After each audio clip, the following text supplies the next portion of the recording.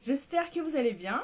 Ce soir, j'ai la chance de recevoir Guillaume du compte Instagram Cœur d'Homme. Donc Guillaume, il anime des stages de tantra gay. Et ce sera le thème de ce soir. J'ai préparé une petite pancarte. Comme ça, ceux qui arrivent en cours de route le voient. Alors, il va arriver... Petite pancarte pour que les gens puissent voir le sujet. Normalement, il Hop, devrait arriver. Voilà. on y Coucou. est. Salut Agathe. Yes. J'ai mis le sujet juste ici. Ok, parfait. Je suis Merci, contente merci de à te toi. voir. Mais moi aussi, ça me fait Alors, super plaisir de te voir. donc tous les gens qui arrivent, vous pouvez Mm. poser vos questions dans le truc là de questions juste en dessous. Ça fait une sorte de rond avec un point d'interrogation dedans. N'hésitez pas à poser vos questions là-dedans, comme ça on peut les ressortir pendant le live et y répondre. Voilà. Donc je t'invite déjà à te présenter, Guillaume, Ok, ton bon, parcours, ce que tu fais. ok. Qui es-tu? Qui je suis? Vaste question. Bon, déjà, moi, je vais juste verbaliser le fait que je suis toujours un peu stressé quand je fais les interviews et le fait de le verbaliser, ça me permet de baisser la pression. Petit tips pour chacun dans des situations de stress, dites-le, verbalisez-le. Qui je suis? Alors, moi, j'ai eu plusieurs vies. À la base, je viens du théâtre. J'ai fait du théâtre pendant 15 ans. Ensuite, j'ai été psychologue clinicien en province. Et puis, j'ai eu une sorte d'éveil spirituel. En fait, toutes mes capacités extrasensorielles se sont déployées de manière extrêmement rapide et extrêmement puissante. Ce qui fait que j'ai été thérapeute clairvoyant pendant 12 ans. Donc, en fait, je me servais de mes capacités pour accompagner les gens. Et puis, au bout d'un moment, je suis devenu masseur tantrique alors qu'à la base, je ne connaissais absolument rien du tantra. Mais comme je reçois des infos, ce qui est très, très aidant dans ma profession, en fait, on m'a formé pour offrir des massages tantriques. Et lorsque j'ai participé à mon premier stage de tantra, j'ai vraiment senti que ma place était là, que c'était ce que je devais faire. Et donc, j'ai mis un peu de temps. Et puis, j'ai lancé, il y a maintenant 4 ans, le projet Cœur d'Homme. Donc, Cœur d'Homme, c'est des animations de Tantraga. Alors, c'est des stages. On a proposé également à un moment des ateliers. On propose également des vacances tantriques, des réunions tantriques. Et voilà comment je peux me présenter. Ma vie, c'est le tantra. Je passe énormément de temps à faire du tantra. Énormément de temps également en stage de tantra. Parce que pour moi, le tantra, c'est la vraie vie. Voilà. Alors du coup, on va commencer. T'as vu, j'ai réussi à afficher la petite question juste en dessous là. Donc la Alors, moi, question je ne l'ai pas. basique, c'est quoi le tantra? Tu la vois la question? Non, moi, je la vois pas. Donc, Oui, je vais te d'accord. suivre. OK. Voilà. Le tantra. Alors, est-ce que vous avez 3 heures devant vous? À la base, le tantra, c'est une pratique spirituelle qu'on peut dire subversive. C'était un petit peu, en tout cas aux alentours du quatrième siècle, c'était un petit peu pour aller à l'encontre des brahmanes et de tout ce qui était religieux, avec des interdits, des règles, des normes, des dogmes. Et donc l'idée du tantra, c'est aller au-delà de ça pour atteindre l'illumination. Alors, les historiens se tirent un peu la bourre, hein, et au niveau de la datation du tantra, c'est toujours très compliqué parce qu'à la base, c'est une tradition orale. Donc, certains vont dire que c'est 6e siècle avant Jésus-Christ, d'autres 8e siècle, d'autres 10e siècle. Les premiers écrits, en fait, datent du 4e siècle. Donc, c'est une voie spirituelle qui permet, par différentes pratiques, différentes méthodes, d'atteindre l'illumination, avec des méthodes extrêmement variées. Ça peut être des rituels, ça peut être des méditations. On dit notamment que certains yogas, notamment le Hatha Yoga et le Yoga Kundalini, sont issus du Tantra. Et puis, c'est une des rares voies spirituelles qui prend en compte l'être en son entier, sa base, à savoir son énergie sexuelle et sa sexualité. Pendant des années, le tantra a été complètement mis de côté et c'est à partir, je crois, du début du XXe siècle où des archéologues ont retrouvé des cités qu'on nomme cités tantriques, notamment la cité Mohenjo-Daro.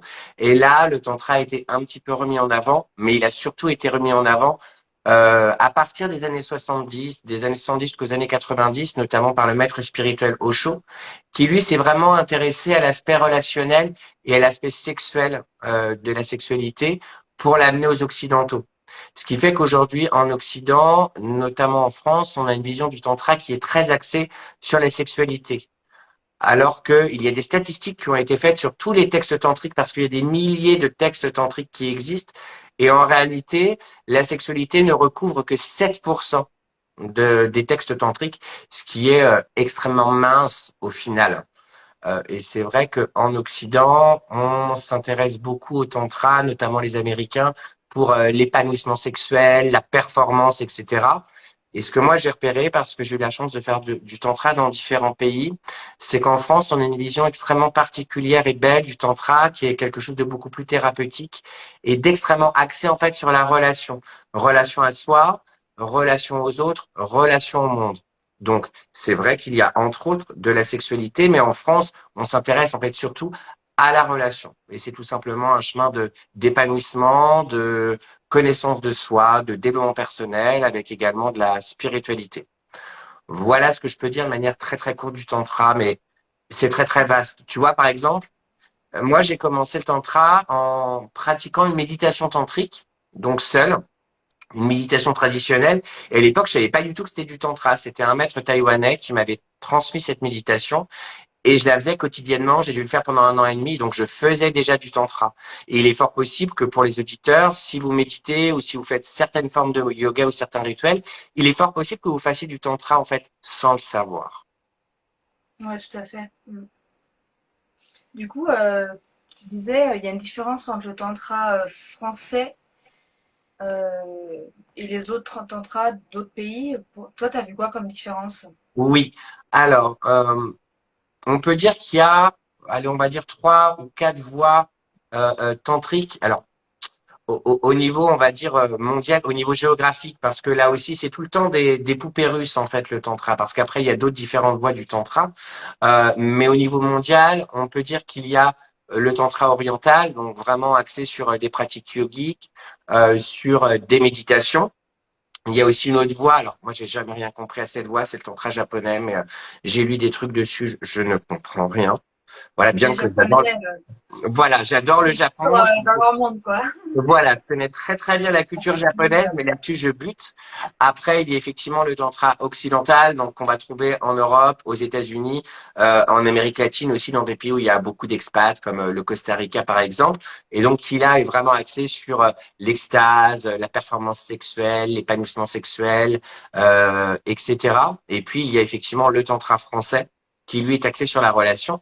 Mais on peut aussi avoir une autre vision du tantra avec cette vision de le tantra blanc, donc qui est tout ce qui est pratique énergétique, que ce soit relationnel ou pas, tout ce qui est méditation. Il y a aussi le tantra noir, alors qui est une version un petit peu oubliée actuellement du tantra. On a souvent tendance à remplacer, c'est mon interprétation en tout cas, à remplacer le tantra noir par tout ce qui est pratique chamanique. Donc ça, c'est un tantra qui est très axé sur l'instant présent, sur le rapport à la mort aussi. Alors on retrouve son origine mythique notamment avec l'histoire de Sarah et de la femme forgeronne qu'il a initiée au tantra. Donc c'était un couple qui vivait dans un lieu de crémation et qui célébrait la vie et qui dansait et qui chantait dans ce lieu de crémation. Et puis après, il y a le tantra rouge qui, lui, s'intéresse vraiment et pleinement à la sexualité avec tout ce qui est orgie chamanique, etc., etc.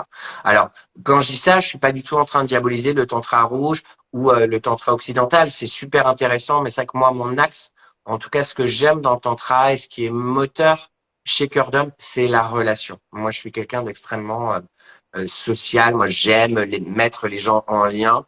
Et je trouve que pour ça, la pratique est belle. Alors que dans le tantra rouge, on va dire que la relation, c'est le moteur. C'est la base pour déployer l'énergie sexuelle dans le corps. Ben moi, en fait, j'adore travailler sur le moteur. Voilà, on a un moteur rutilant, qu'en gros, on puisse vraiment avoir des relations harmonieuses hors de tout rapport hiérarchique et puis des relations claires avec toute la question de consentement, de verbalisation de ses émotions, de ressentir ce qui est parce que au final, si on devait définir le tantra en une phrase, le tantra, c'est accepter ce qui est. C'est tout. Ça me semble pas mal. Du coup, il y a des abonnés là qui ont posé des questions et je voyais qu'ils avaient une confusion entre massage tantrique et tantra. Est-ce que toi, c'est quoi ta vision en fait?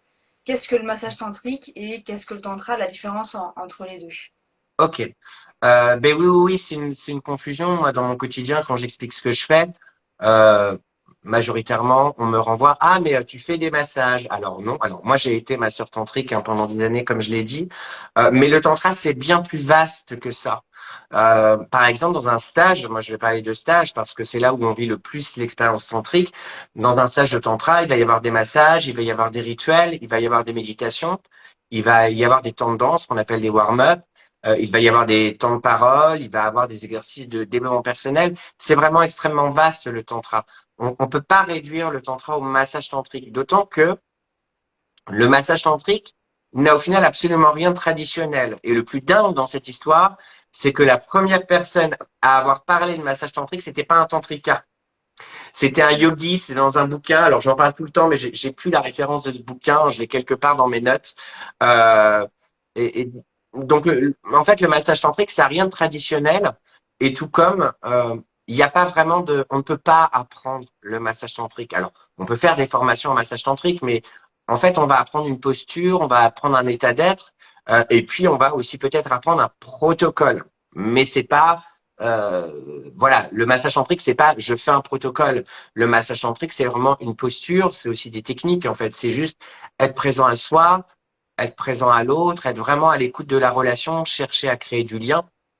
On peut aussi souvent avoir l'image de un massage tantrique, c'est un massage qui se fait nu. Bah non. On peut faire un massage, on peut masser quelqu'un tantriquement et qu'il soit complètement habillé. Le masseur ou la masseuse peut être complètement habillé aussi. On peut aussi avoir tendance à dire oui, le massage tantrique, c'est on masse le sexe. Non, on peut faire un massage tantrique sans masser le sexe. Et puis là aussi, hein, il y a une grosse confusion en France, mais je pense dans d'autres pays aussi, sur massage érotique, massage tantrique. Dans un massage tantrique, il n'y a pas de geste masturbatoire. L'objectif n'est pas pour l'homme l'éjaculation et pour la femme l'orgasme. On n'est vraiment pas là-dedans. Dans le massage tantrique, on va chercher à créer du lien et puis on va chercher à aller réveiller l'énergie sexuelle. Mais quand on parle d'énergie sexuelle, alors pour moi c'est un terme très clair parce que j'ai été psychanalyste lacanien, j'ai fait beaucoup de psychanalyse. En fait, l'énergie sexuelle c'est juste l'énergie de vie, donc qui est à notre base. On va chercher à aller réveiller cette énergie et puis à permettre à cette énergie de se déployer et de circuler dans tout le corps. C'est ça le massage tantrique. Et après, selon différentes écoles, on va utiliser différentes clés, etc., etc. Pour certains aussi, le massage tantrique va être associé à la lenteur. Alors là-dessus, oui et non. Parce qu'il y a un paradoxe. Si je te dis un massage tantrique, c'est un massage extrêmement lent et pas appuyé du tout, et que je te dis en même temps, je suis à l'écoute de la relation, ça colle pas, ça matche pas. Parce que des fois, moi, ça m'est déjà arrivé, euh, on va être en train de masser, puis d'un seul coup, dans la relation, il y a une énergie très brute qui va arriver, une énergie vitale extrêmement forte, extrêmement puissante, et puis on va se mettre à s'agiter, et puis on va aller dans tous les sens, et on va se mettre à appuyer. Ça ne veut pas dire que c'est pas un massage tantrique si je suis à l'écoute de la relation. En fait, c'est une question de conscience, le massage tantrique. C'est un voyage de la conscience qui passe par notre base, qui passe par le corps. Ouais. Du coup, le massage tantrique, c'est juste une petite partie de ce qu'on fait dans toutes les pratiques de tantra, en fait. C'est ça, C'est c'est ça, ça, ça pense pas. Donc, c'est moi, je ça. suis masseuse tantrique, je propose des massages. Et donc, la différence entre toi et moi, et toi, donc, tu animes des stages de tantra. C'est C'est ça, pas du tout le même métier. c'est ça, c'est ça. Alors, moi, au plus proche de ta pratique, ce que je vais faire, c'est que je vais guider les participants dans leur massage. Je vais leur proposer des thèmes. Alors, non pas des protocoles, ça peut arriver, mais c'est très rare. Je vais proposer des thèmes. Et là aussi, quand je vais proposer un protocole, je vais forcément spécifier de c'est un protocole. Voilà. Et on masse toujours avec qui l'on est, en réalité. Ouais, et puis le protocole, enfin, en fait, c'est une proposition. Le Mhm. guidage que tu fais en stage, voilà, c'est juste, c'est une proposition, quoi. C'est ça. C'est une proposition et puis on sait jamais sur quoi on va tomber.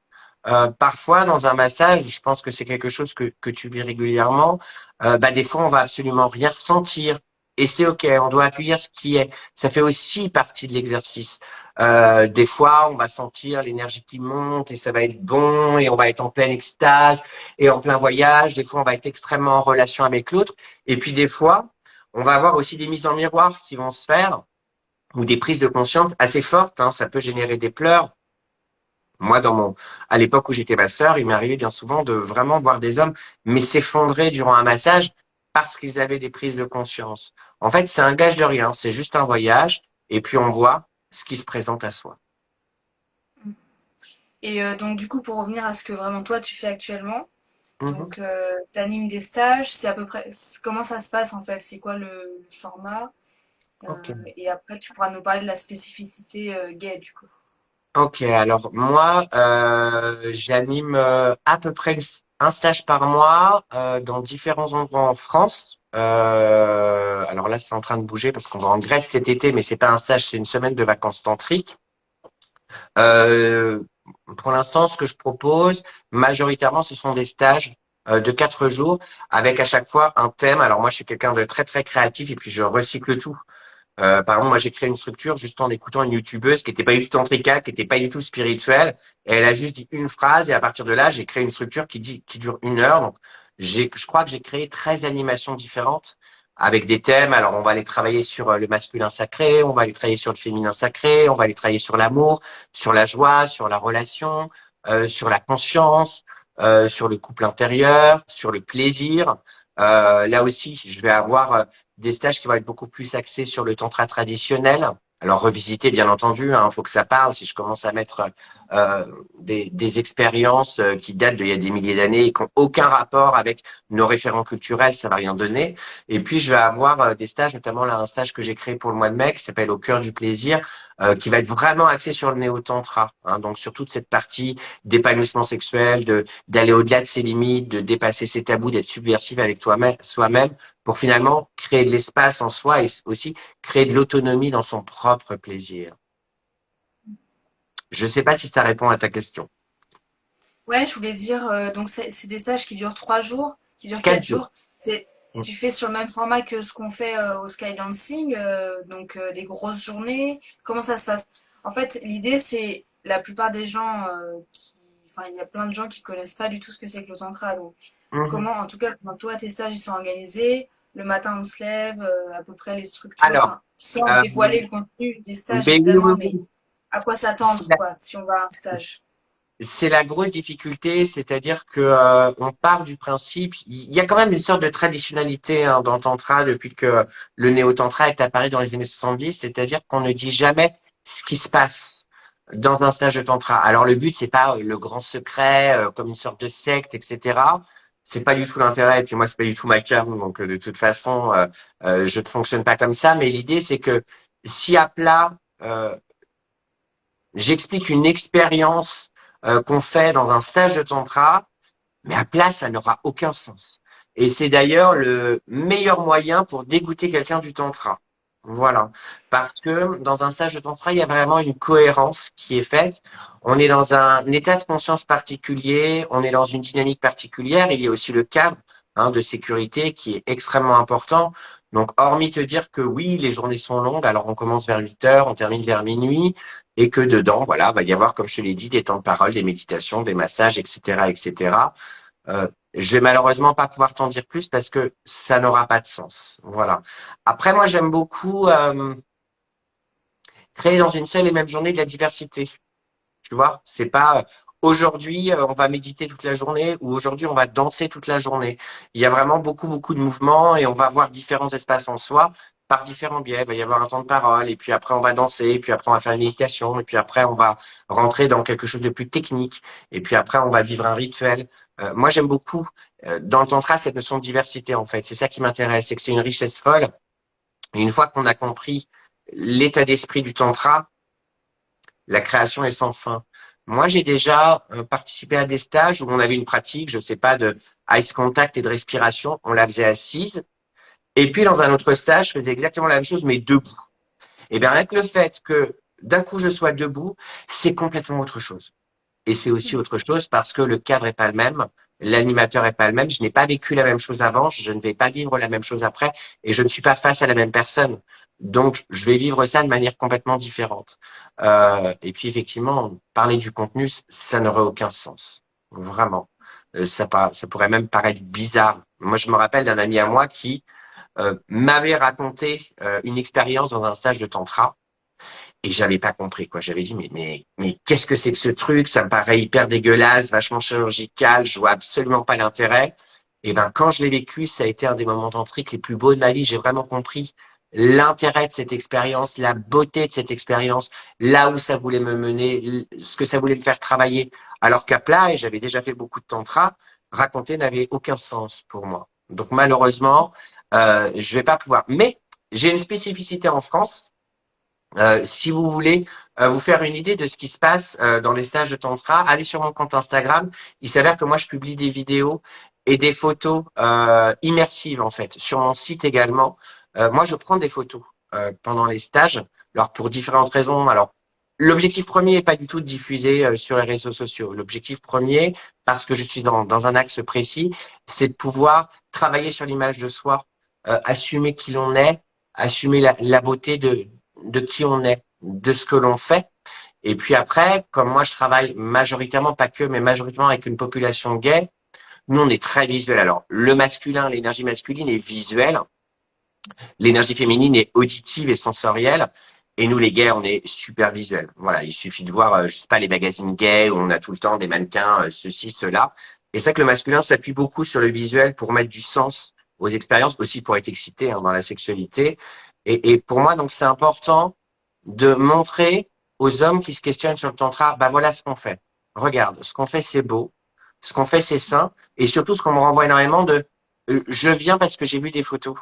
Et j'ai vu que j'ai pas besoin d'avoir 25 ans, d'être gaulé de ouf, d'avoir une bite de cheval ou je sais pas quoi pour pouvoir accéder à tes stages. Moi, j'ai compris que voilà, il y avait tout le monde et j'ai vu qu'il y avait de la fraternité, j'ai vu qu'il y avait de la beauté, j'ai vu qu'il y avait du toucher.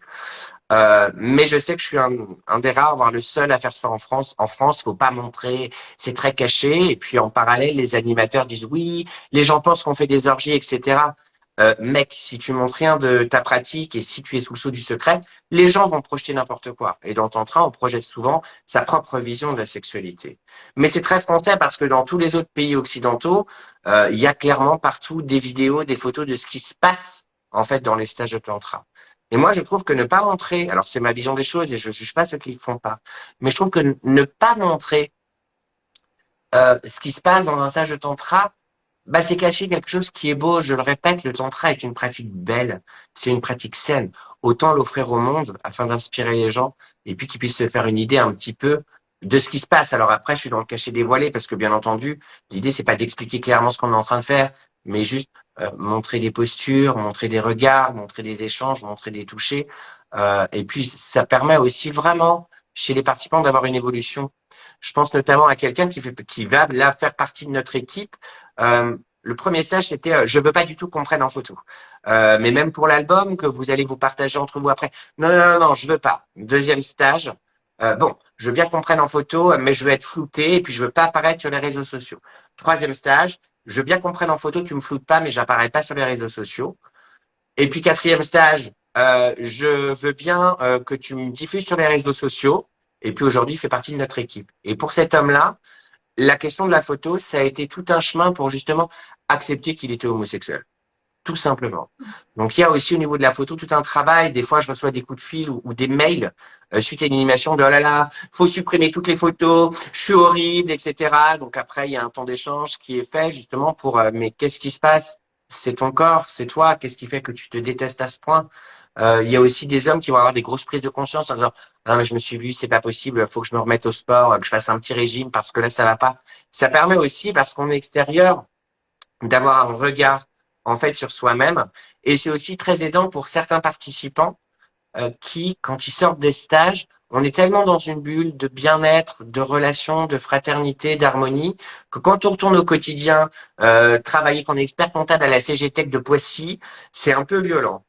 Et l'album photo, pour eux, est un super appui. C'est-à-dire que je leur dis toujours, bah voilà, vous allumez l'ordinateur, vous mettez la playlist, vous faites un petit café et vous lancez l'album photo. Et j'ai souvent des retours de, mais dès que je regarde cet album photo, je suis complètement dans l'énergie du tantra et ça me replonge et ça me nourrit pour continuer la suite de ma vie quotidienne. Parce que l'idée, c'est pas qu'un stage de tantra soit une bulle dans laquelle on est bien et après on retourne dans son quotidien et c'est très différent. L'idée, c'est de mettre du tantra dans sa vie. Et je trouve que d'être dans ce partage-là de photos, c'est quelque chose de très aidant. Ça permet aussi de se remémorer de ah bah tiens, on a fait telle pratique, mais je suis tout seul, je peux très bien la faire, cette pratique, en fait. Je peux très bien la mettre en place dans mon quotidien. En plus, ouais. Mais du coup, en gros, tu prends des photos, mais qui sont avant tout pour envoyer aux participants. Et Oui, parmi ces photos, tu en publies quelques-unes sur les réseaux sociaux et sur ton site. Mais le but premier, c'est un c'est ça. échange avec les participants pour eux-mêmes qui voient C'est ce que ça. tu dis. Et puis tu sais, là, depuis 4 ans, c'est vrai que les photos ont pris un tour étonnant.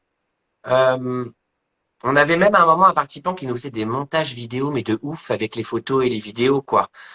Donc, plus on a avancé dans ce travail de photo, plus on s'est rendu compte, effectivement, de l'intérêt que la photo avait, de tout ce que ça pouvait apporter, de combien ça pouvait être nourrissant, combien ça pouvait être un apport thérapeutique. C'était vraiment la base, et puis ça a pris de l'ampleur, de l'ampleur, de l'ampleur. Alors, tu t'en doutes, hein, bien entendu, il y a cette notion de consentement. Et ce que je diffuse, c'est souvent parce que je, je regarde une photo et je dis non mais c'est trop beau là, c'est vraiment super. On peut pas garder ça pour nous, tu sais. Je trouve qu'un véritable cadeau, c'est quand on le partage aux autres. Si je garde le truc pour moi, pour nous, etc. Oui c'est chouette, mais on n'est pas dans son plein potentiel.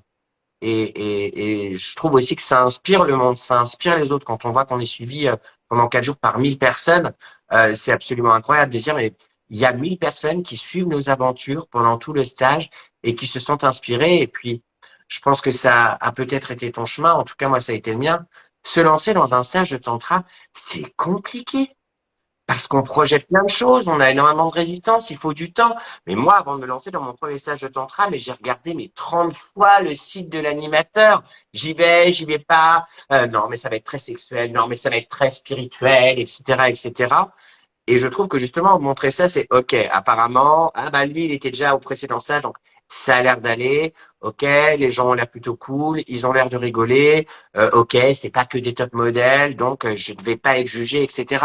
Je trouve que ça a aussi un côté très très rassurant. Puis ça peut aussi donner envie aux gens de découvrir le tantra et de se lancer dans le tantra parce que bah, je prêche une convaincue. Enfin, c'est une superbe pratique, le tantra. C'est vraiment quelque chose de beau et qui fait énormément avancer parce que ça prend en compte notre base, notre sexualité. Ça prend en compte les fondations de la maison. Et on vient de là. On est issu d'un acte sexuel. C'est quelque chose de beau et il faut magnifier ça et puis aller travailler cette base-là pour pouvoir avancer. Si on travaille que le haut du corps, c'est très bien, mais c'est à ses limites. Si on veut vraiment bouger dans sa vie, il faut aussi aller travailler la sexualité. C'est le maître spirituel Osho qui disait que le sexe soit la première étape et non la dernière. Et c'est exactement ce qu'il voulait dire. Il faut aller travailler les fondations de sa maison si on veut avoir une belle maison saine et épanouie. Tout à fait. Et du coup, donc toi, tu fais du tantra, t'animes uniquement pour des groupes d'hommes, c'est ça?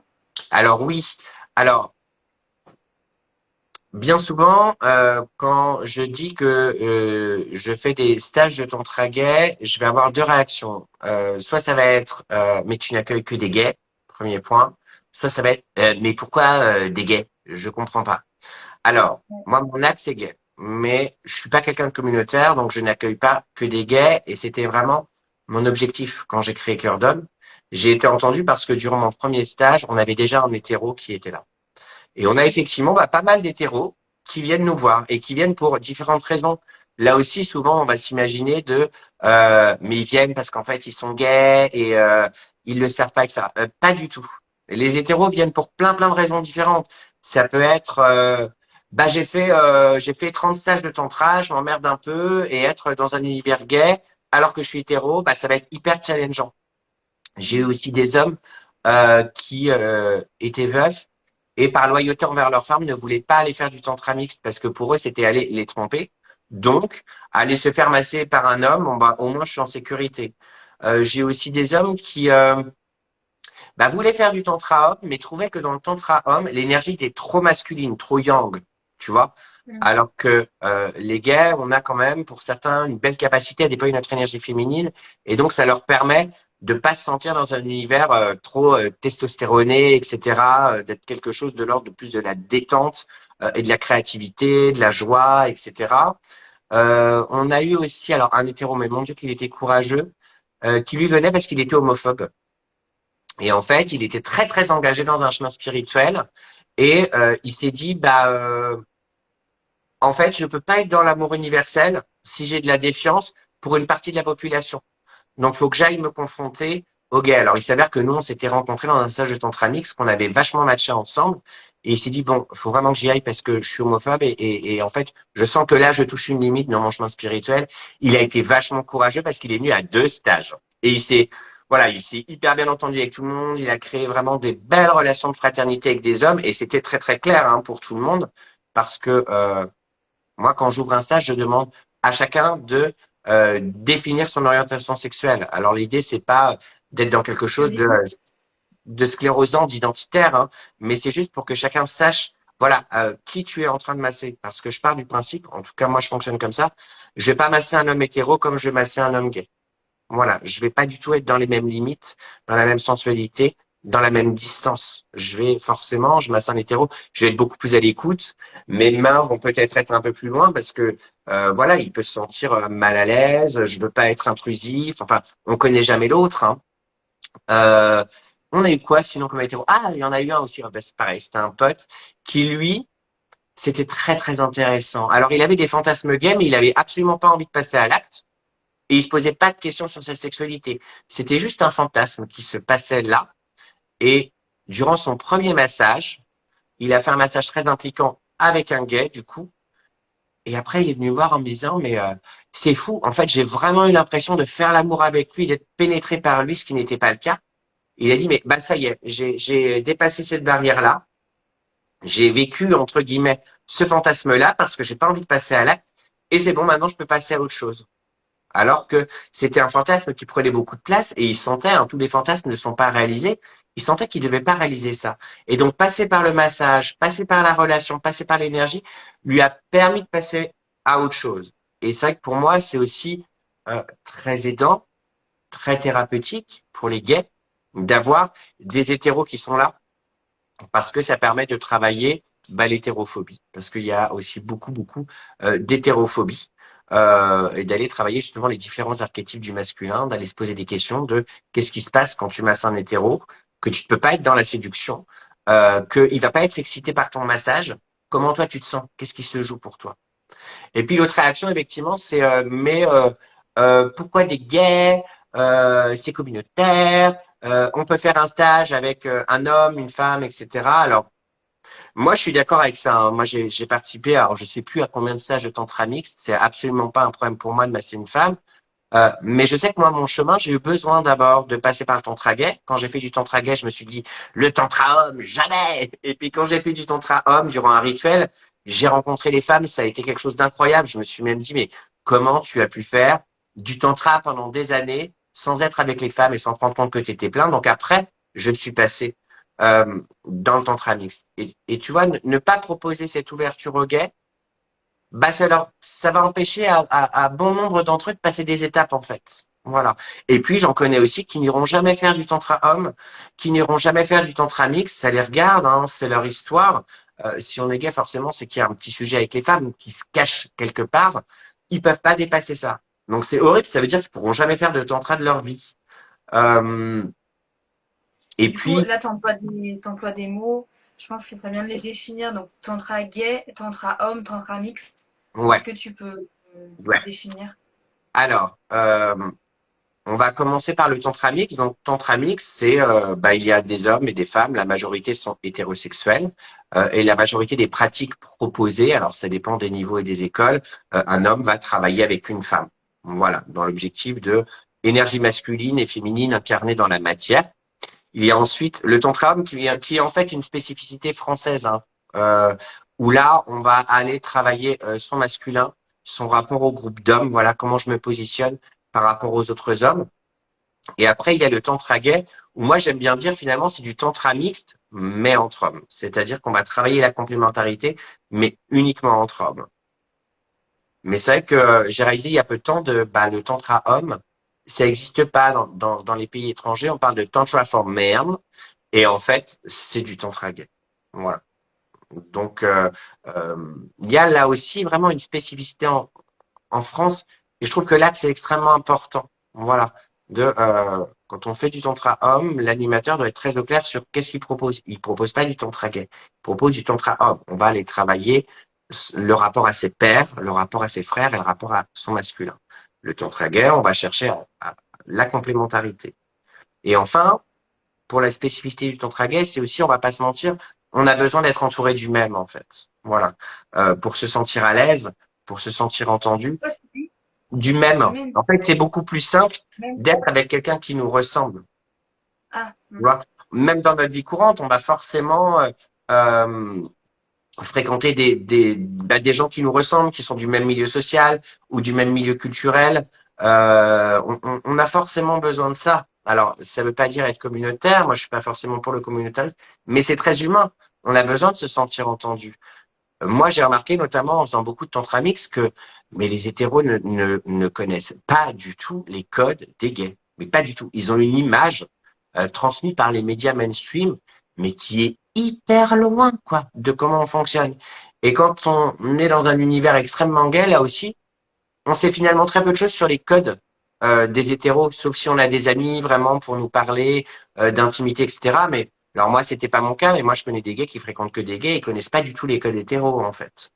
Et ce qui est aussi intéressant, c'est que moi je propose du tantra gay, mais quand j'ai participé à mon premier message de tantra, c'est du tantra gay, et moi je ne fréquentais mais aucun gay dans mon quotidien.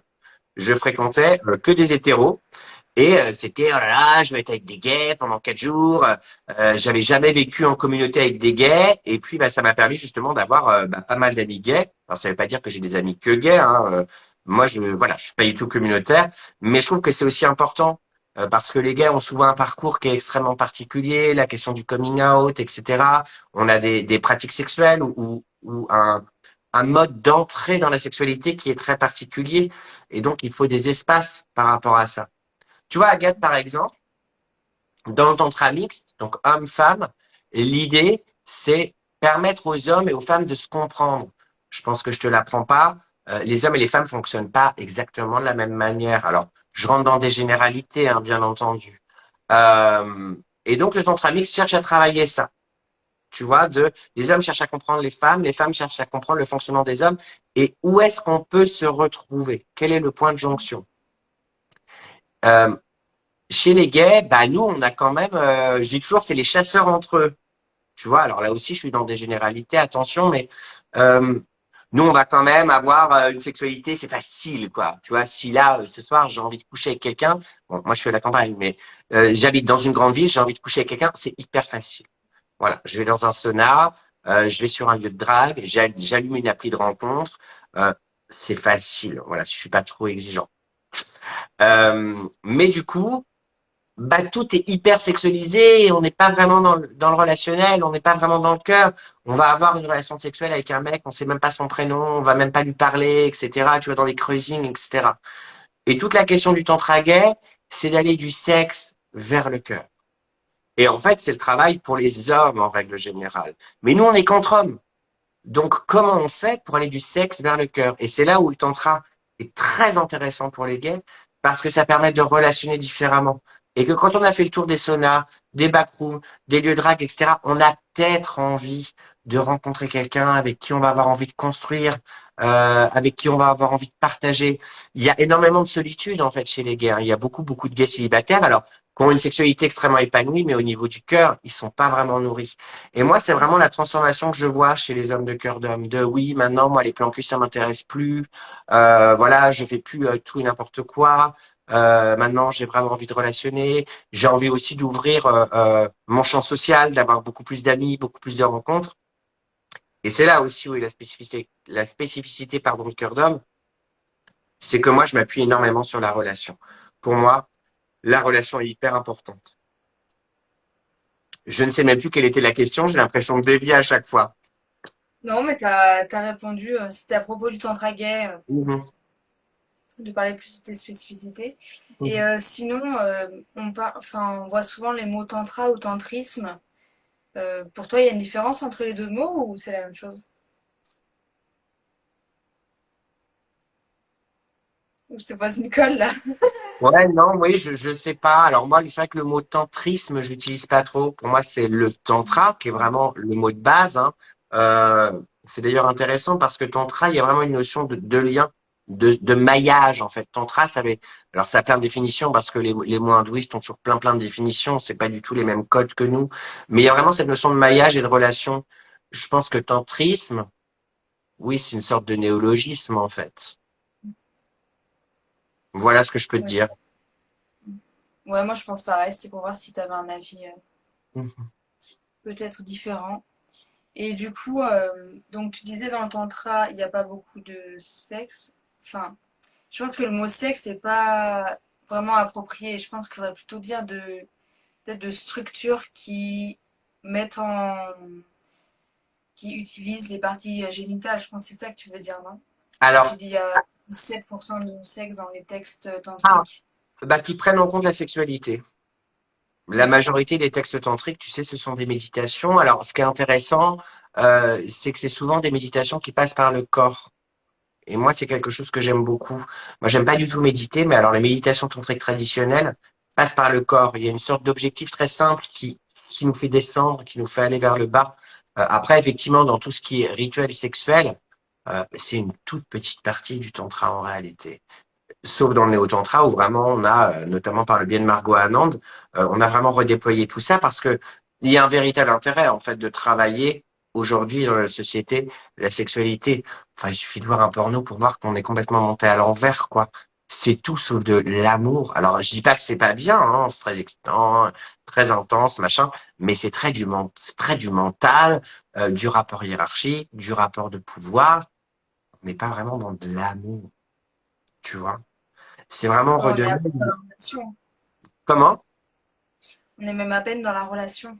Alors, on est dans la relation, mais on est dans une relation hiérarchique. Oui. C'est pas forcément, tu vois, à nouveau, ça nourrit pas le cœur, ça nourrit pas l'âme. À nouveau, je suis pas là pour faire le père la pudeur et dire les pornos, c'est pas bien. Moi, j'aime bien les pornos, voilà, j'ai pas de souci avec ça. Mais le tantra invite vraiment à remettre du sacré, à remettre du beau, à remettre du bon dans la sexualité, tu vois, et à remettre de la relation. Je suis pleinement présent à moi, pleinement présent à l'autre, et au niveau des sensations, au niveau du plaisir, au niveau des orgasmes, c'est pas du tout la même chose. C'est beaucoup plus nourrissant que le je te secoue, tu me secoues, chacun est dans sa tête, chacun est dans son petit fantasme. C'est Jacques Lacan, le psychanalyste, qui disait il n'y a pas de rapport sexuel. Ben, c'est exactement ce qu'il voulait dire. Voilà, c'est-à-dire qu'en fait, chacun est dans sa tête dans la sexualité basique, on va dire. Il n'y a pas de rapport sexuel. Chacun est dans sa tête. Je te secoue, tu me secoues, tu es dans tes fantasmes, je suis dans mes fantasmes. On n'est pas forcément en lien. Que de prendre le temps euh, de respirer, d'être conscient de soi, d'être conscient de l'autre, et puis d'essayer de... Alors c'est ma vision dans ma pratique tantrique, mais je trouve que faire du tantra sexuel avec quelqu'un, c'est créer ce que j'appelle le troisième tiers, c'est-à-dire la relation, et au bout d'un moment, laisser la relation faire. C'est pas moi qui suis en train de te faire l'amour, c'est pas toi qui est en train de me faire l'amour, c'est juste la relation qui est là et qui se fait l'amour à elle-même. Et puis, je mets mon ego de côté et je suis ce que propose la relation. Et ça, c'est super intéressant et super nourrissant. Et puis, euh, ça permet de redécouvrir sans cesse cette sexualité avec le même partenaire, notamment. Ça, c'est génial. Ce que tu appelles tantra sexuel, c'est du sexe tantrique. En gros, du sexe Oui, inspiré des concepts tantriques. c'est ça. C'est bah, toute cette partie de néo-tantra, donc qui est quelque chose d'extrêmement nouveau, hein. Euh, la sexualité tantrique traditionnelle, c'est autre chose. C'est notamment, alors je sais que tu le connais, c'est le rituel de la Maituna. Le rituel de la Maituna, donc c'était dans le temple tantrique. Il y avait le maître avec sa compagne au milieu du temple, et puis il mettait autour d'eux plein de vêtements. Donc les vêtements des femmes qui étaient dans le temple, chaque femme avait un matelas. Il mettait les vêtements des femmes au milieu et les hommes tantriques arrivaient, ils devaient choisir un vêtement Et le vêtement qui a été choisi, eh ben, c'était le vêtement d'une femme avec qui il devait faire l'amour. Voilà. Et le but, c'était d'aller au-delà du physique, d'aller au-delà de l'attirance, d'aller au-delà du désir pour pouvoir atteindre l'illumination. C'est Osho qui le dit de manière aussi un peu plus grivoise, où il dit les tantrikas, dans les temps anciens, choisissaient des femmes très moches pour en fait dépasser la question du désir. Parce qu'effectivement, alors, moi, mon expérience est plus de l'ordre du massage, mais c'est vrai que quand, notamment en stage ou quand j'étais masseur tantrique, j'ai dû masser des hommes avec qui ça vibrait pas, je me sentais pas en relation et qui physiquement ne me plaisaient pas parce que c'est là aussi. Mais c'est souvent mes plus beaux massages et c'est là où j'ai eu des prises de conscience absolument de dingue. Et au bout d'un moment, on peut d'ailleurs dépasser ça, avoir un partenaire ou une partenaire tantrique qui physiquement nous attire pas plus que ça, mais au niveau énergétique, relationnel, ça match. Ça match et on ne sait pas pourquoi. Voilà. C'est juste deux énergies comme des aimants, tu vois, qui collent. Et là, la question du physique n'existe plus, en fait. Ouais, I can relate. Ouais, ouais, c'est assez fou ce que ça peut amener, ouais, le tantra, de se connecter vraiment à une autre personne, d'avoir une connexion de cœur, en fait, hein. Je pense que c'est un gros apport du tantra. Et du coup, qu'est-ce que tu dirais à quelqu'un, peut-être qui est un peu attiré, mais qui ne sait pas trop, pour savoir est-ce que le tantra, ça peut être fait pour lui?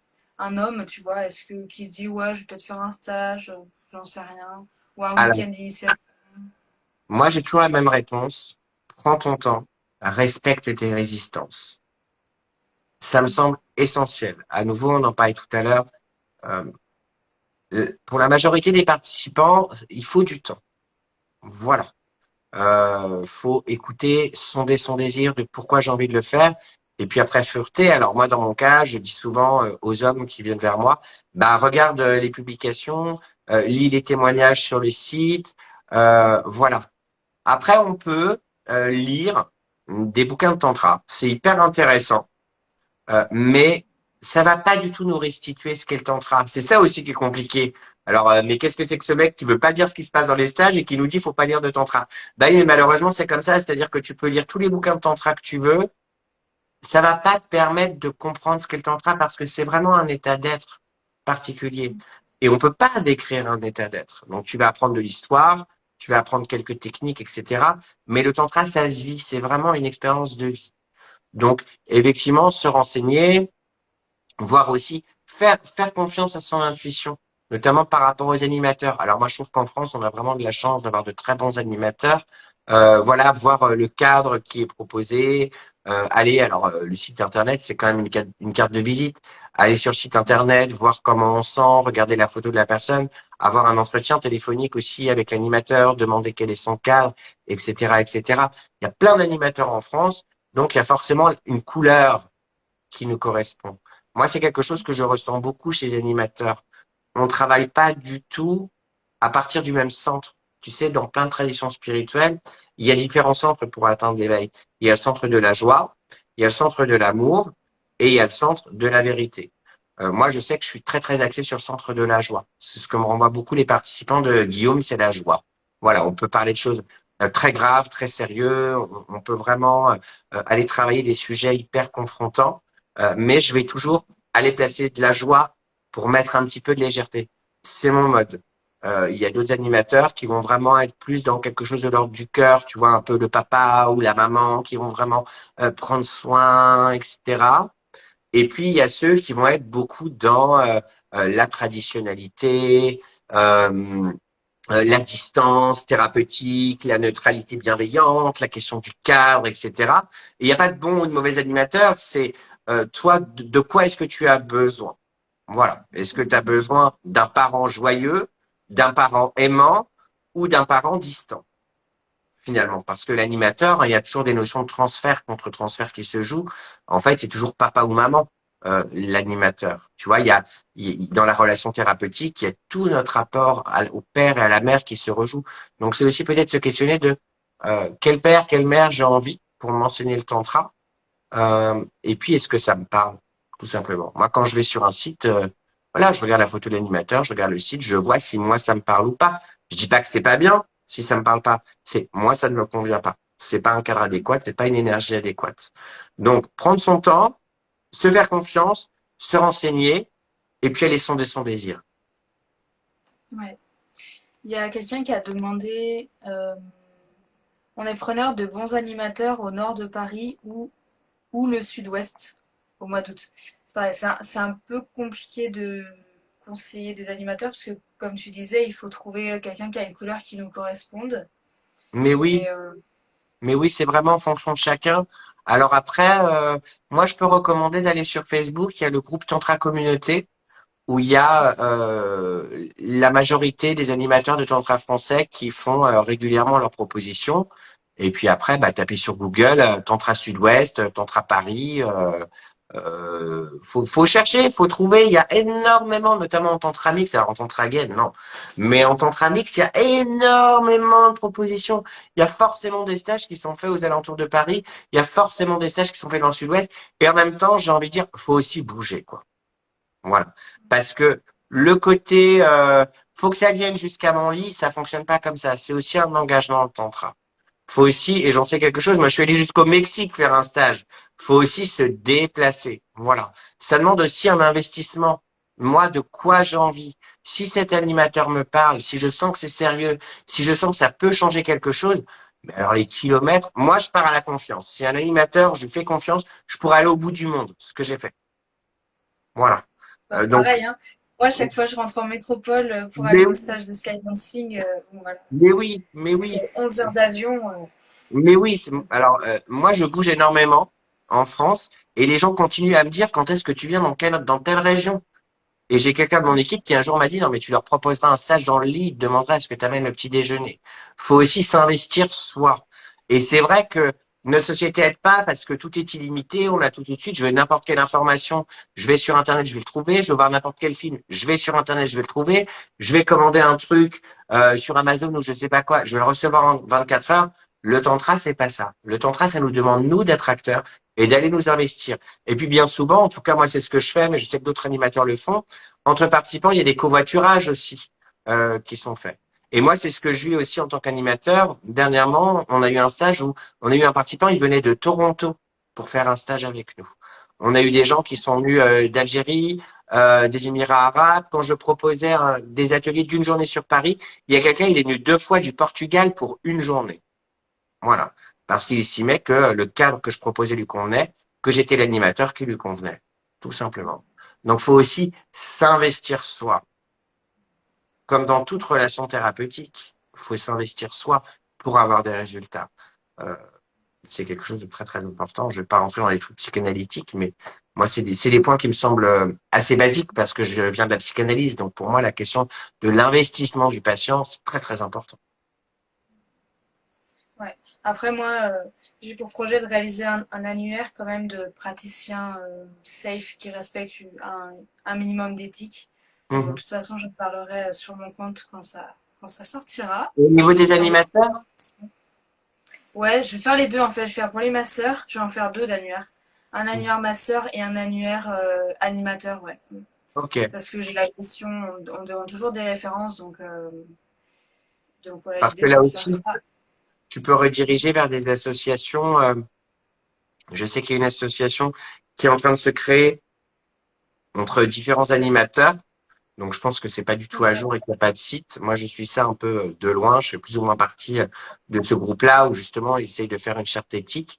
Et je sais que c'est la même chose au niveau des masseurs tantriques. Alors, j'ai plus le nom de cette association, mais qui est très, très bien. Moi, il m'avait approché, mais il s'avère que j'ai arrêté les massages à ce moment-là, où là, pareil, ils proposent un cadre extrêmement safe. Donc là aussi, renseignez-vous. Je sais aussi que les stages de tantra proposés sur le site Méditation en France, c'est plutôt carré en fait. À la base, moi, j'avais demandé à faire de la pub sur Méditation France. Ils m'ont refusé parce qu'ils estimaient que j'étais, ce Ouais. que je faisais, c'était trop érotique, etc. J'ai rien dit, mais j'avais un peu envie de leur dire, attendez, je propose entre autres du tantra traditionnel. Moi, c'est pas la partouze, mais à nouveau, c'était l'image de, c'est du tantra gay, donc c'est n'importe quoi et c'est de la partouze. Voilà. Parce Mais qu'ils ont juste le nom en fait, sans voir vraiment ce que tu proposais, c'est ça. c'est ça, c'est ça. D'ailleurs, en fait, je leur ai juste répondu, bah, si vous voulez, venez, on vous offre un stage, venez participer, vous allez voir que ce qu'on propose, c'est extrêmement sérieux. Mais malgré tout, voilà, moi, ça me prouve en tout cas que les stages proposés sur Méditation France sont des stages sérieux. Après, je peux très bien recommander un stage sérieux. Si ça colle pas avec l'animateur, on va approcher plein de choses négatives et on va pas trouver que l'animateur est bon. Donc, c'est toujours très compliqué de recommander. Tout à fait, c'est très personnel. Moi, j'en ai déjà parlé, hein. J'avais une copine que j'estime beaucoup, qui est massocentrique, qui m'avait recommandé un stage. J'y suis allée, c'était horrible. Du début à la fin, mais pour moi, rien n'allait. Je trouvais qu'ils n'étaient pas du tout éthiques dans leur façon de faire. J'étais là, mais c'est pas possible. Comment elle a pu me recommander ça alors que c'est vraiment une très bonne collègue qui moi-même m'a aidé à me lancer hein, dans le massage. Elle m'a donné des excellents conseils. Donc après, j'étais là, oula, faut faire attention avec les recommandations et ok, il y a une recommandation, mais derrière, il faut soi-même, voilà, comme tu disais, s'investir et appeler, vraiment téléphoner. D'ailleurs, j'ai fait une vidéo sur ce sujet-là, hein, où je montre, voilà, que moi, je téléphone avant de, même pour trouver ma psy, pour trouver des thérapeutes qui me correspondent, en fait, hein, parce que Oui, c'est important d'avoir oui. des gens qui nous correspondent. Bah, les limites de l'un ne correspondent pas aux limites de l'autre. Et puis, il y a aussi la dynamique de groupe. Moi, je vais te faire une confidence. J'avais participé à un stage de tantra mixte avec des amis. Et il s'avère qu'une de mes amies avait vécu ce même stage l'année d'avant. Elle avait trouvé ça super. Et quand on l'a fait ensemble, eh ben, ça nous a pas du tout convenu. Mais parce que je pense que la dynamique de groupe était particulière et que les animateurs avaient du mal à gérer cette dynamique de groupe. Tu vois? Donc, le stage était complètement fucked up. Et moi, j'ai pas du tout apprécié. Mais je pense pas pour autant que les animateurs soient bons. C'est que là, ils étaient face, eux, à leurs propres difficultés. Un animateur est pas parfait et fait des erreurs. Moi, je suis le premier à faire des erreurs. Enfin, on fait toujours au mieux, mais des fois, c'est ultra compliqué. Nous aussi, les animateurs, quand on anime, on travaille sur nous. Faut pas du tout croire que nous, les animateurs, on est réalisé, qu'on a réponse à tout et qu'on sait absolument tout. C'est pas vrai. Pas vrai du tout. Tu restes un humain imparfait. Mhm, mhm. Bon, du coup, il reste 3 minutes à peu près. Est-ce qu'il y a quelque chose d'important que tu penses qu'il serait bien de dire avant qu'on se dise au revoir? Ben, je sais pas. À nouveau, dire que le tantra, c'est une belle démarche, c'est une pratique qui fait énormément bouger, et que si le monde pouvait être un stage de tantra, ce serait top. Parce qu'à nouveau, ce qu'on vit dans un stage, c'est vraiment la vraie vie, cette notion de d'authenticité, de prendre le temps de se regarder, prendre le temps de s'écouter, prendre le temps de se toucher. Ça a même quelque chose de politique, je trouve aujourd'hui le tantra. Avec la Covid, on a vraiment pris des habitudes de plus toucher les gens, etc. Alors que, mais nous sommes des êtres de relation et c'est très bon pour la santé, les câlins. Voilà. Et moi, quand j'anime, aujourd'hui, j'ai vraiment l'impression de faire quelque chose de politique. Pendant 4 jours, on n'est pas derrière nos téléphones, on est ensemble, on se parle, on prend le temps, on s'écoute, on se fait des câlins, on se donne de l'amour, on danse. Il y a des moments où on est tout nu, c'est chouette. Moi, j'adore être tout nu depuis que je suis tout petit. C'est la fête, quoi. Enfin, en tout cas, mon enfant intérieur le voit comme une grande fête d'anniversaire. Si la vie pouvait être un stage de tantra, ce serait le bonheur. Je m'organise pour que ma vie devienne un stage de tantra. Ça prend bonne forme. Top. Du coup, est-ce qu'on redirige les gens vers, donc vers ton compte Instagram, Cœur d'Homme? C'est ça, cœur d'homme. Alors, au pluriel, cœur au pluriel et d'homme au pluriel. Et sinon, vous avez mon site internet www.cœurdhomme au pluriel.com. Sinon, tapez Tantra Gay cœur d'homme et puis vous allez me trouver assez facilement sur Google. Après, Tantra Gay France, t'es le seul, non, qui fait des stages de Tantra Gay en France? Je crois pas. Il y en a qui proposent du tantra homme, mais en fait, c'est du tantra gay. C'est pas. Je suis navré de le dire, c'est pas très cool, mais c'est pas des axes très clairs. Voilà. Donc, je crois En tout cas, qu'il. il annonce pas comme ça en disant, voilà, c'est du Tantra Gay. Ils le disent pas vraiment de façon aussi C'est claire, ça. quoi. En tout cas, moi, j'ai un axe très clair. On accueille tous les hommes, mais l'axe est gay. Voilà. C'est clair. Il n'y a pas d'entourloupe. Moi, je suis vraiment dans cette notion de, bah, notamment à travers les photos et puis même sur mon site, dire un maximum de choses pour que les hommes puissent savoir là où ils vont. Il n'y a pas d'arnaque. Voilà. C'est très clair. Il y a chaque petit touch qui nous dit bonjour. Le Tantra, c'est la vie. Je sais pas si tu vois les commentaires. Yes, Shakti Touch. Ouais, ouais. Je le vois. Je le vois, je le La vois. vie, c'est un long stage de Tantra. Faudrait que tu lui fasses une interview à Shakti Touch. Excellente masseuse. tout à fait. Ben, on va sûrement collaborer sur Paris bientôt. Voilà. Bon, parfait. Bon, bah, Super. merci beaucoup. On arrive à la fin, là. Ben, un grand Donc, merci à toi et puis ben, merci à chacun. tout à fait. C'était très sympa de discuter avec toi. Ouais, c'était cool. Merci. Merci beaucoup, Agathe. Merci, merci. Prends bien soin de toi. À bientôt. À bientôt, carrément. Salut. Ciao. Je ne sais pas comment on coupe, je te laisse faire. T'inquiète pas. De toute façon, ça va bientôt couper de ça. Ok. Ciao. Bye bye.